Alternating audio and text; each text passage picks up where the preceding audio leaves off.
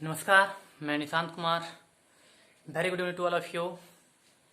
आज के इस वीडियो में हम लोग class 10th subject math exercise 5.2 question number 9, 10, 11 को देखने वाले हैं, क्योंकि इसके पिछले वाला जो वीडियो था उसमें हम क्वेश्चन नंबर 8 तक देख चुके थे और क्वेश्चन नंबर 8 बनाते बनाते कुछ प्रॉब्लम आई थी।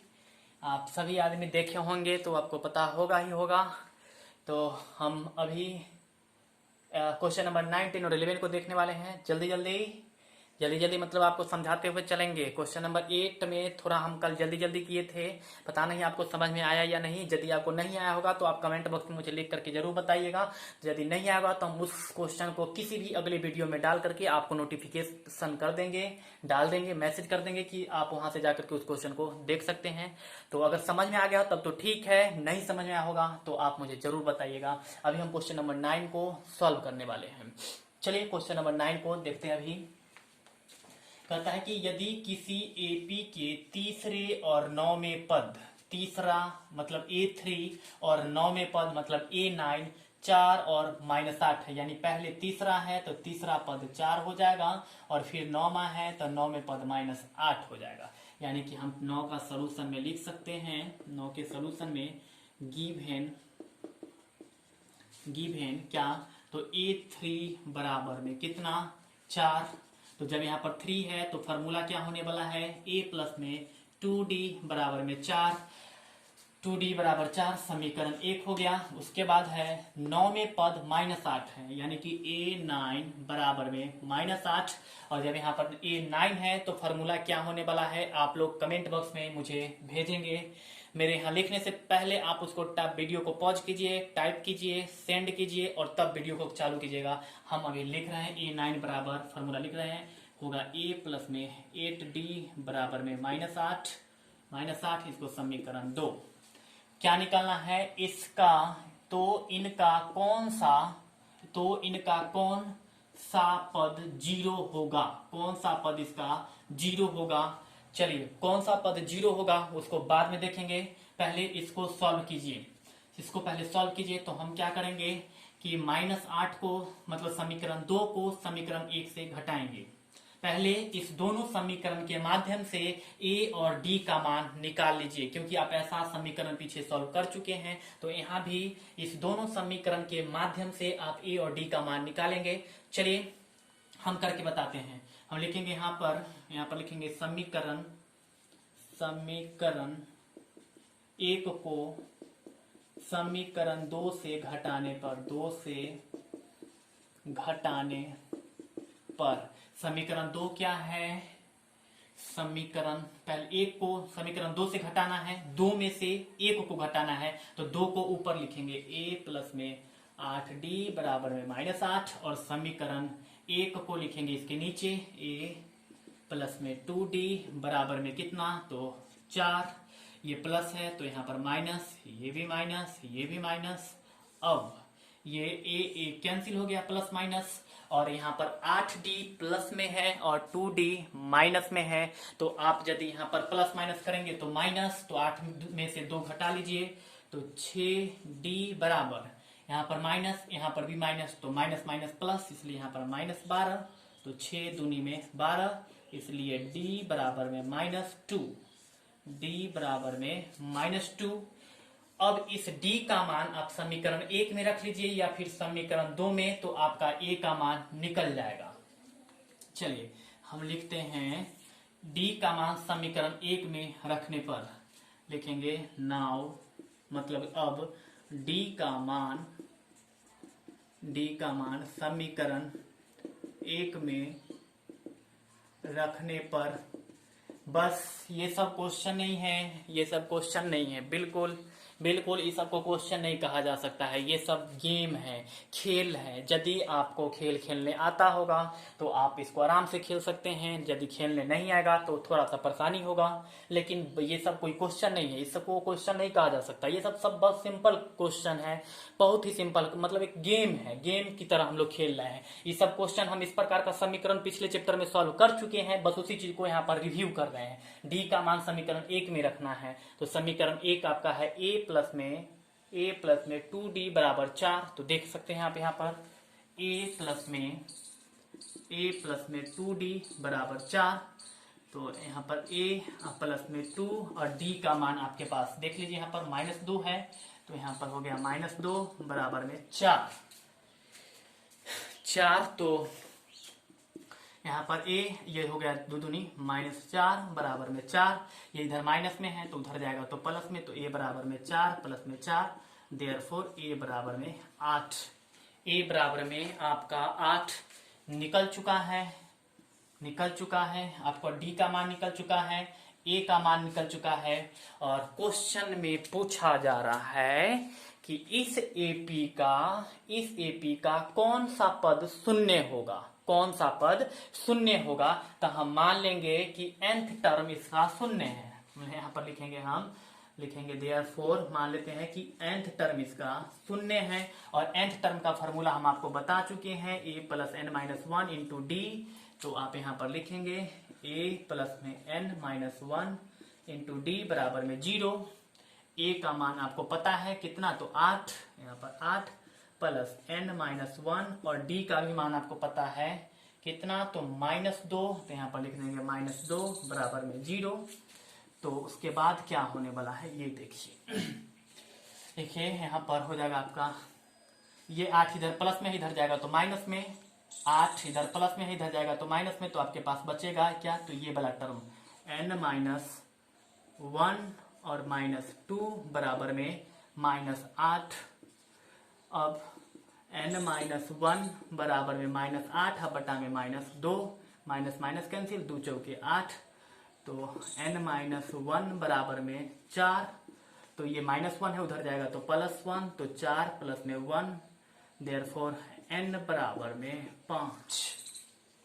आपसे यही पूछा जा रहा था कि AP का कौन सा पद शून्य था, तो आपका क्या निकल गया, nth बराबर 0 कर दिए तो n का मान 5 निकल गया। इससे क्या पता चल रहा है कि इस AP का पांचवा पद जो होगा वो शून्य होगा, इस AP का पांचवा पद शून्य होगा। यही इससे आपका निष्कर्ष निकल रहा है, क्योंकि इस क्वेश्चन में आपके पास दिया हुआ था तीसरा टर्म 4 और नौवां टर्म 8, तो जब यहाँ पर a3 था तो a प्लस 2d बराबर 4, तो समीकरण 1 हुआ, और a9 बराबर -8, तो a प्लस 8d, क्योंकि 9 था तो यहाँ पर 8 एक कम जाएगा बराबर -8।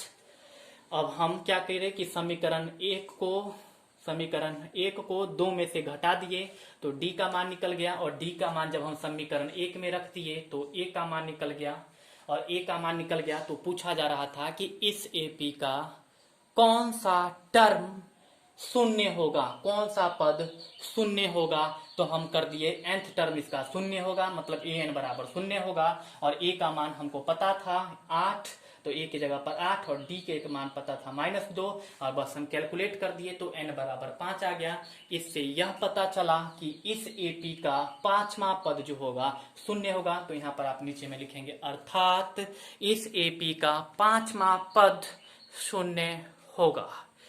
चलिए जल्दी से आप इसको लिख लीजिए, नोट कर लीजिए। यदि आप इसको लिखना चाहते हैं तो वीडियो को पॉज करके लिख लीजिए, या फिर आप इसका स्क्रीनशॉट ले लीजिए। हम अभी इसको मिटाने वाले हैं। चलिए हम अभी इसको मिटाने वाले हैं। देख लीजिए एक बार, हम कुछ सेकेंडों के लिए छोड़ देते हैं आपको। पॉज करके लिख लीजिए, पॉज करके लिख लीजिए। और हाँ, कि जो वीडियो आपके पास डेली जाता है उस वीडियो को आप डेली करेंगे, कल के ऊपर नहीं छोड़ेंगे। यदि आप कल के ऊपर छोड़ देते हैं इसका मतलब आप उस चीज को कंप्लीट नहीं कर पाएंगे, कभी नहीं कर पाएंगे। तो लेजी नहीं बनिएगा, डेली का वीडियो डेली किया कीजिएगा। और जो स्टूडेंट हमारे चैनल को सब्सक्राइब नहीं किए हैं वो हमारे चैनल को सब्सक्राइब कर लीजिएगा, ताकि हमारे हर वीडियो का नोटिफिकेशन आप तक जाएगा, और इससे आप क्या होगा कि सारे वीडियो को देख पाएंगे। अदरवाइज आप हमारे वीडियो से वंचित हो सकते हैं। और दूसरी बात कि वीडियो को शेयर करते रहिएगा, देख करके छोड़िएगा नहीं, लाइक्स जरूर करते रहिएगा। अभी हम क्वेश्चन नंबर 9 देख चुके हैं। यदि आपको समझ में आ गया हो तो आप लिखेंगे कमेंट बॉक्स में यस सर क्वेश्चन नंबर 9 समझ में आ चुका है।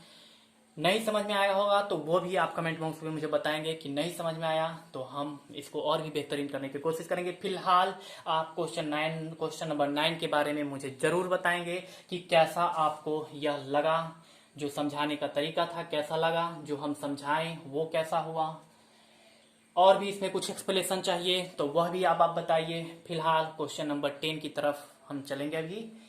चलिए क्वेश्चन नंबर 10 हम अभी मिटा रहे हैं। चलिए क्वेश्चन नंबर 10 को देखेंगे। यदि आपको समझने में प्रॉब्लम होगा आप जरूर कमेंट बॉक्स में बताइए।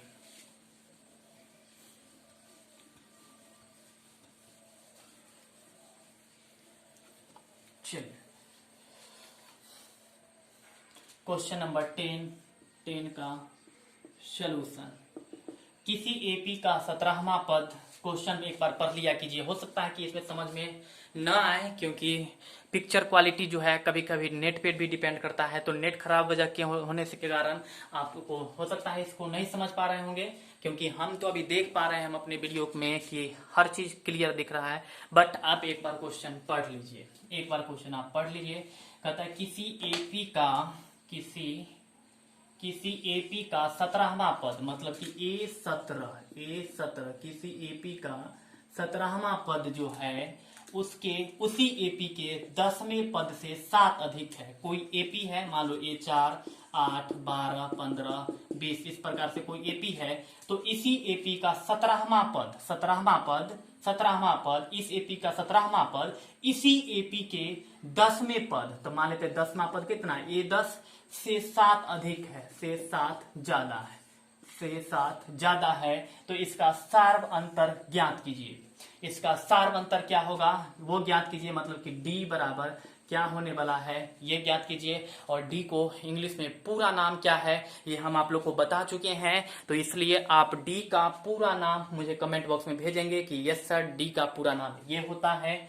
अभी हम क्वेश्चन को देखने वाले हैं, फिर से एक बार हम समझाते हैं, ध्यान दीजिएगा, अभी ही डीपली समझा कीजिए। मान लीजिए कोई एपी है, यहाँ एपी का कोई पता नहीं है कि कौन सा एपी है, हम एक जैसे अपने मन से लिख दिए हैं। तो मान लेते हैं कि एक एपी है, इसका 17वां पद, मान लो कि इसका 17वां पद A17 जो होगा इसके 10वां पद, इसके A10 10वां पद A10 से 7 अधिक होगा। ये आपका एक इक्वेशन की तरह है। इससे क्या करना है आपको D निकालना है, सार्व अंतर ज्ञात करना है। कैसे निकलेगा ये आपके दिमाग में अभी आना चाहिए, दिमाग में घूमना चाहिए, सोच लेना चाहिए। मेरे बनाने से पहले ही आपको सोचना चाहिए कि कौन सा फॉर्मूला लगने वाला है, कैसे बनने वाला है, ये आपको सोचना चाहिए। चलिए अगर नहीं समझ में आ रहा है तो हम बनाएंगे, आप स्टेप बाय स्टेप देखते चलिए। कोई हार्ड नहीं है, एकदम इजी है, बस खेलना है, इसके साथ प्लेइंग करना है। आइए देखिए कैसे बनता है। ये याद रखिएगा किसी एपी का 17वां पद उसके 10वें पद से 7 अधिक है। यदि ये याद रहा तो क्वेश्चन एकदम इजी है, ये याद नहीं रहा तो क्वेश्चन हार्ड है। चलिए देख लीजिए, यहाँ पर सॉल्यूशन में हम डालेंगे एक डायरेक्ट डालेंगे according to the question. According to the question क्या है कि इसका 17वां पद 17th टर्म, क्वेश्चन में देख लीजिए किसी एपी का 17वां पद उसके 10वें पद से 7 ज्यादा है, मतलब A17 जो है इसके 10वां पद से 7 ज्यादा है। 17वां पद इसके 10वें पद से 7 ज्यादा था, तो इसमें 7 जोड़ दिए, अब ये दोनों बराबर। तो देख लीजिए यहाँ पर A17 है तो हम इसको लिख सकते हैं A प्लस में 16D बराबर में हम यहाँ पर लिख सकते हैं A10 है तो A प्लस में 9D प्लस में 7। यहाँ पर 17 है तो एक कम जाएगा, A प्लस 16D हो जाएगा, बराबर यहाँ पर A10 है तो A प्लस 9D हो जाएगा और प्लस 7। एक ही एपी है तो जैसे हम एपी लिखे थे इस प्रकार से लिखे थे, तो यदि ये एपी है तो इसका जो 17वां पद का भी जो इस एपी का प्रथम पद जो होगा 4 होगा, तो इसके लिए भी वो 4 होगा, मतलब कि ये ए और ये ए दोनों कट जाएगा, दोनों बराबर है क्योंकि एक ही एपी का दोनों पहला पद था, इसलिए ये ए और ये ए कैंसिल हो चुका है। तो आपके पास बचा हुआ है 16D बराबर में 9D प्लस में 7। अब ये 9D इधर प्लस में है, इधर आएगा तो माइनस में तो देख लीजिए 16d माइनस में 9d बराबर 7। तो आप यहां से क्या कर सकते हैं कि d को कॉमन ले सकते हैं, तो d कॉमन ले लीजिएगा तो 16 माइनस में 9 बराबर 7। अब क्या करेंगे d और 16 में से 9 घटा लीजिए तो 7, यानी कि 7d बराबर में 7। 7 से 7 कैंसिल, इसीलिए d बराबर 1। 7 से 7 कैंसिल हो गया और इसलिए आपके पास d बराबर यहाँ पर 1 आया है। मतलब कोई एपी था जिसका 17वां पद उसके 10वें पद से 7 ज्यादा था, तो 17वां पद के बाद यहाँ पर हम इसको तोड़ेंगे तो a प्लस 16d और ये हो जाएगा a प्लस में 9d बराबर 7। ये a और ये a इसलिए कटेगा क्योंकि ये किसी एक ही एपी का प्रथम पद था, एक ही एपी का प्रथम पद था, तो इसलिए a और a कैंसिल हो गया। यदि आपको ये चीज समझ में आया होगा तो इसके लिए आप कमेंट बॉक्स में करेंगे कि ये सर हमें a क्यों कैंसिल हुआ, पता हो गया। नहीं समझ में आया वो भी चीज आप बताएंगे। तो चलिए a कैंसिल हुआ। अब ये यहाँ पर प्लस था, इधर गया तो माइनस में और बराबर में बच गया 7। हम यदि चाहते तो 16d में से 9d को डायरेक्ट माइनस करके 7d लिख सकते थे, लेकिन हम आपको समझाने के लिए d को कॉमन ले लिए, इसलिए क्योंकि d इसमें भी था और इसमें भी, तो d कॉमन ले लिए तो बच गया 16 माइनस में 9 और 16 में से 9 घटा लिए तो 7d बराबर में 7। 7 से 7 कैंसिल, इसीलिए d बराबर 1। और आपको क्या निकालना था, सार्व अंतर ही निकालना था। d बराबर क्या होगा वही निकालना था और d बराबर आपका निकल चुका है। इसका मतलब कि क्वेश्चन नंबर 10 कंप्लीट हो गया। देख लीजिए कितना 1 2 3 4 5 6 6 7 स्टेप में आपका पूरा क्वेश्चन सॉल्व हो गया है। तो क्या इसको आप क्वेश्चन कहने वाले हैं? जी नहीं, बिल्कुल नहीं। ये बस खेलना है, बस गेम खेलना है अभी हम लोग। बहुत इजी चैप्टर है, यदि आप इसे समझना चाहें तो, और नहीं समझे तो बहुत हार्ड है, इसलिए डीपली समझा कीजिए, हार्ड बिल्कुल नहीं है। चलिए जल्दी से देख लीजिए क्वेश्चन नंबर 10, क्योंकि हमारे पास एक और क्वेश्चन है 11 नंबर।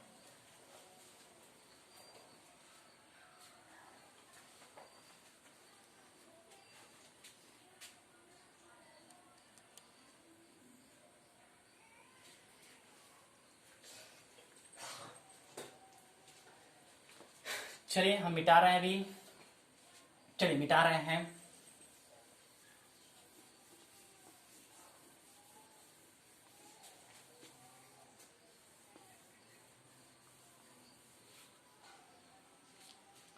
चलिए क्वेश्चन नंबर 11 देखना है, और क्वेश्चन नंबर 11 अभी आप देखिए, पहले समझिए, और मेरे समझाने से पहले एक बार आप बुक में क्वेश्चन को पढ़ लीजिए ताकि आपको और भी बेहतरीन तरीके से समझ में आएगा। इसलिए हम सजेस्ट करेंगे कि एक बार आप अपने बुक खोल करके जरूर देखिए, या जिस समय आप वीडियो देखते उस समय बुक खोल करके जरूर रखिए, उस समय आप समझिए इस चीज को। चलिए चलिए यहाँ पर 11 का सोल्यूशन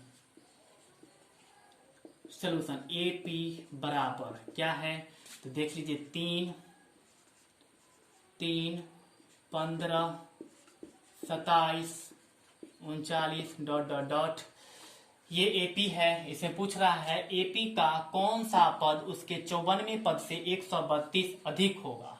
मतलब इस एपी का कौन सा पद 54वें पद से, इसके 54वें पद से 132 अधिक होगा।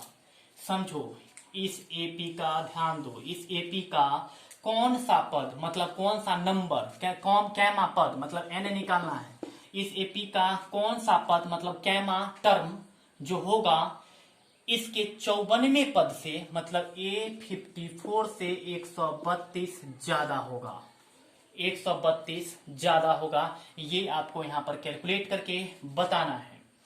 तो चलिए देखिए, फिर से हम एक बार बता रहे हैं कि इस एपी का कौन सा पद 39 के बाद कौन सा पद ऐसा होगा जो इसके 54वें पद से, इस एपी का 54 मतलब कौन सा पद उसके 54वें पद से 132 ज्यादा होगा। तो आप देख सकते हैं यहाँ पर कि इसमें है क्या, यहाँ आपके पास a बराबर 3 है और d बराबर A2 माइनस में A1, देख लीजिए 15 माइनस में 3 बराबर में 12।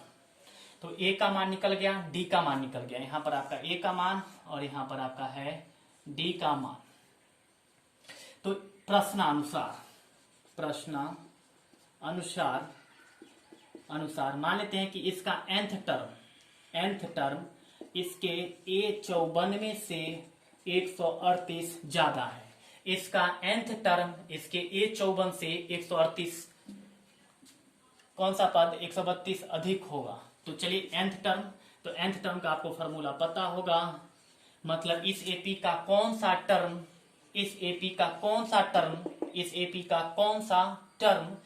इसी एपी के 54वें पद मतलब 54th टर्म से 138 ज्यादा होगा। तो देख लीजिए, मान लेते हैं कि nth टर्म बराबर A54 प्लस 138 और nth टर्म का फॉर्मूला होता है A प्लस में n-1 इंटू डी बराबर में A54 की जगह पर A प्लस में 53D बराबर प्लस में 138। तो यहां पर हो जाएगा आपके पास A इधर भी है और A इधर भी है, तो एक ही AP है, इसलिए A और A कैंसिल। तो आपके पास बच रहा है n-1 और D का मान आपके पास था 12। तो यहाँ पर 12 बराबर में 53D प्लस में 138। अब इस 12 को n में गुना कर देंगे तो आपके पास आने वाला है 12n माइनस इस 12 को फिर 1 से गुना करेंगे तो माइनस में 12 बराबर 53D प्लस में 138। देख लीजिए समझ में आ रहा है कि नहीं। हम एकदम स्टेप बाय स्टेप तोड़ते हुए चल रहे हैं। तो 12 को n से किए तो 12n, फिर 12 को -1 से किए तो -12। अब देखेंगे क्या होता है कि 12n और एक लाइन हम मिस कर रहे हैं, इसलिए थोड़ा सा चलिए इसके बाद ही हम कर देते हैं। एक स्टेप बढ़ जाएगा, कोई बात नहीं है। यहाँ पर 12n माइनस में कितना था, 12n माइनस में 12 बराबर 53 गुने में d के जगह पर आप क्या मान रखने वाले हैं 12, d के जगह पर 12।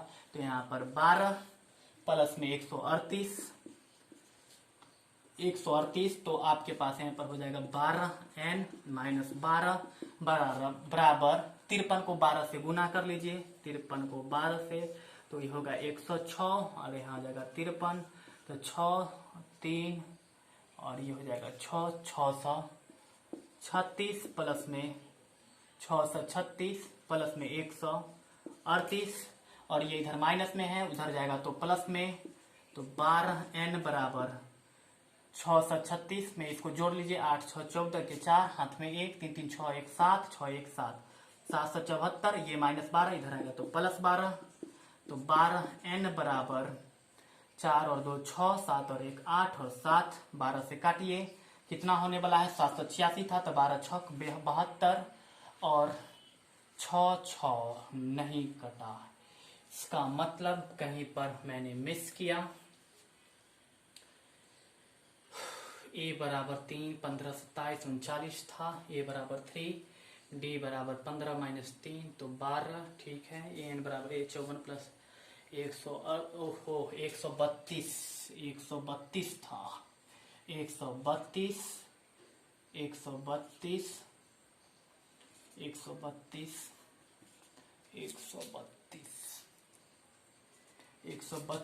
और एक बार गुना भी चेक कर लेते हैं 106 और 53 तो 6 3 5 1 6 ठीक था। 636 और यहाँ पर 132 2 तो यहाँ पर गुना होकर के आएगा आपका 6 और 2 8 3 3 6 हो जाएगा। यहाँ पर 3 3 6 देख लीजिए सही कर लीजिएगा थोड़ा सा। 2 6 और 2 8 3 3 6 और 1 7 768 6 2 8 3 3 6 1 7। अब ये इधर 12n है इधर 768 है तो काट के देखिए 768 आप प्लस में इधर -12 था तो इधर आ जाए तो +12 जोड़ लेंगे तो इधर आ जाएगा 8 2 10 के 0 हाथ में 1 6 1 7 और 1 8 और ये हो गया आपका 7। तो 12 से काट सकते हैं तो 12 5 60 12 6 72 6 बार में और 6 बच गया 0 तो 12 5 में 60 यानी कि n बराबर में यहाँ पर 60 आ रहा है।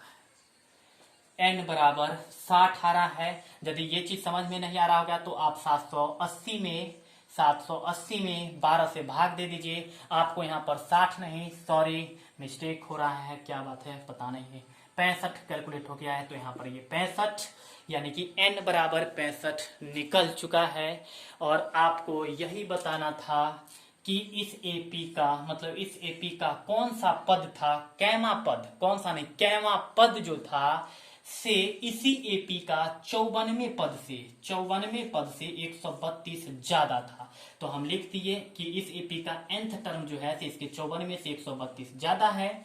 अब इस an का फॉर्मूला आता है a plus n minus 1 into d बराबर a 54 का होता है a प्लस में 53d प्लस में 132। अब ये दोनों एक ही एपी का a का मान था, इसलिए a कैंसिल हो गया। यहाँ पर बच गया n माइनस 1 इंटू डी, तो d के जगह पर 12 रख दिए हैं बराबर 53 d प्लस में 132। अब n माइनस 1 को 12 को n से किए तो 12n, फिर 12 को माइनस 1 से किए तो माइनस 12 बराबर में 53 d प्लस में 132। अब 12n का 12n माइनस में 12 तो माइनस में 12 बराबर 53 की जगह पर 53 और d का मान जो था ये d का मान कितना था तो 12, इसलिए 53 गुने 12 प्लस में 132। तो 12n माइनस में 12 बराबर 53 को 12 से कर लिए तो 636 प्लस में 132। फिर 12n इस दोनों को जोड़ लिए तो 768, ये माइनस में 12 था इधर आया तो प्लस में 12, तो 12n बराबर 780 और 12 से जब इसको काट दिए तो 65, यानी कि n बराबर में 65 निकला। इससे आपको क्या पता चल रहा है ये आप मुझे कमेंट बॉक्स में एक बार बताने की कोशिश करेंगे। यदि आप इतना बड़ा चीज लिखना चाहते हैं तो लिख करके जरूर बताएंगे, अदरवाइज हम बता देते हैं कि इस एपी का 65वां पद जो होगा, इस एपी का 65वां पद, इस एपी का 65वां पद, ध्यान से सुन लो, इस एपी का 65वां पद इस एपी के 54 से 132 ज्यादा होगा। इस एपी का 65वां पद इसके 54वें पद से 132 ज्यादा होगा, 132 ज्यादा होगा। और इस प्रकार से आप देख पा रहे हैं कि आपका क्वेश्चन नंबर 9, 10 और 11 स्टेप बाय स्टेप आपको समझाते हुए सॉल्व किया गया है। उसके साथ साथ हर क्वेश्चन को 2-2 बार समझाया गया है। तो यदि आपको समझ में आया तो अच्छा लिखेंगे यस सर समझ में आ गया, और यदि बहुत ही अच्छी तरह से समझ में आया है तो आप लिख करके यस सर बहुत ही अच्छी तरह से समझ में आ चुका है। और इस प्रकार से आपका क्वेश्चन नंबर 9, 10, 11 कंप्लीट हो चुका है। तो हम आज की वीडियो में इतना ही करने वाले हैं। जो नेक्स्ट क्वेश्चन इसका बच रहा है उसको अगले वीडियो में करेंगे। और कुछ बात की वीडियो को लाइक्स करते रहिएगा, शेयर करते रहिएगा, और मेरा एक बात जरूर याद रखिएगा जो कि हम यहाँ पर थोड़ा सा मिटा करके लिखेंगे, या यहीं पे जगह है हम लिख देते हैं, जरूर याद रखिएगा। पॉजिटिव मेरा अपना है, ये पॉजिटिव मेरा अपना दिया हुआ है। Positive thought max a man great मतलब अच्छी सोच, धनात्मक सोच। पॉजिटिव थॉट का मतलब अच्छी सोच होता है। अच्छी सोच इंसान को महान बनाता है। ये चीज आप हमेशा आप अपनी लाइफ में याद रखिएगा और अभी भी इसी चीज को फॉलो कीजिएगा। किसी इंसान का ना तो कभी गलत करना सोचिएगा और ना ही कभी किसी का गलत कीजिएगा, क्योंकि ये लाइन बहुत ही मायने रखता है। यही आपको एक अच्छे मार्ग पर ले जाएगा और एक अच्छे स्टेबल दे सकता है, अस्थाई दे सकता है। इसलिए इस लाइन को हमेशा याद रखिएगा, कभी नहीं भूलिएगा। और आज की वीडियो में हम इतना ही छोड़ देते हैं। अब जो क्वेश्चन आपका बच चुका है उसको हम अगले वीडियो में करेंगे। तब तक के लिए बहुत बहुत धन्यवाद, नमस्कार। चलिए।